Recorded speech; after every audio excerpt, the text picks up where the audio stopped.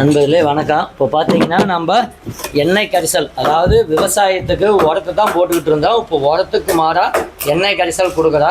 அந்த எண்ணெய் கரிசல் எப்படி கொடுக்கறது, அந்த எண்ணெயை வந்து எப்படி உடைக்கிறது. இப்போ வந்து நம்ம தேங்காய் எண்ணெய் கொடுக்குறோம். இதாங்க தேங்காய் எண்ணெய். இப்போ இந்த தேங்காய் எண்ணெயை வந்து இது மாதிரி ஒரு பக்கெட்டில் எடுத்து ஊற்றிக்கிட்டு இது வந்து எண்ணெய் கரிப்பான். இந்த எண்ணெய் கரிப்பான் வந்து இதில் வந்து ஊற்றிக்கணும். இப்போ நம்ம 1/2 லிட்டரு தேங்காய் எண்ணெய் எடுத்துக்கிறோம். 1/2 லிட்டருக்கு 50 ml. இது வந்து பார்த்தீங்கன்னா 25, மறுபடியும் ஒரு 25, 50 ml மேலே நம்ம எவ்வளோ வேணாலும் ஊற்றிக்கலாம்.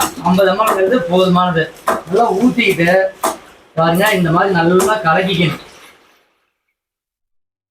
இந்த மாதிரி கலக்கிட்டு ஏன் கலக்கணும்னா அப்போ தான் எண்ணெயுமே அந்த லிக்யூடு கலந்துச்சுனா தான் நம்ம தண்ணியில் போய் தண்ணி உள்ளே ஊற்றுனா பால் மாதிரி வாங்க அதை பார்ப்போம். இப்போ பாருங்கள், நம்ம ஸ்ப்ரேவுக்கு 100 ml எடுக்கிறோம்.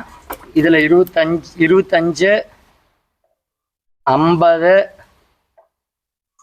75, இதோட 100 மில்லி.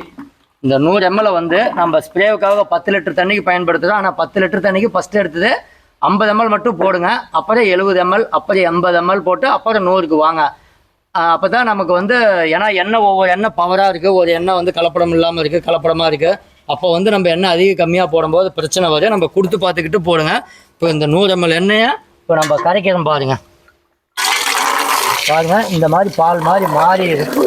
இப்போ இதை வந்து நம்ம 10 லிட்டர் தண்ணிக்கு இதை கலந்து நம்ம ஸ்ப்ரே பண்ணுறோம். ஆனால் 10 லிட்டர் தண்ணிக்கு வந்து 50 ml மட்டும் ஃபஸ்ட்டு ஸ்ப்ரேவுக்காக கொடுங்க போதும். அப்புறம் அதுக்கப்புறம் மறுபடியும் மாற்றி கொடுத்துங்க. இந்த மாதிரி நமக்கு பால் மாதிரி மாறினால் மட்டும்தான் நமக்கு காட்டில் வந்து செடிக்கு வந்து நல்லா ஒளிச்சேர்க்கை நடக்கும். இதே வேர் வழியாக கொடுக்கலாம். ஒரு ஏக்கருக்கு குறைஞ்சபட்சம் 4 லிட்டர் வரைக்குமே கொடுக்கலாம்.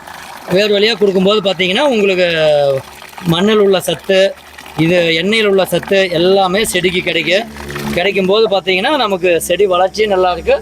கெமிக்கலுடைய உரமே நம்ம போட தேவையில்லைப்போ. அப்படி தான் நம்ம பண்ணிக்கிட்டு இருக்கிறோம்.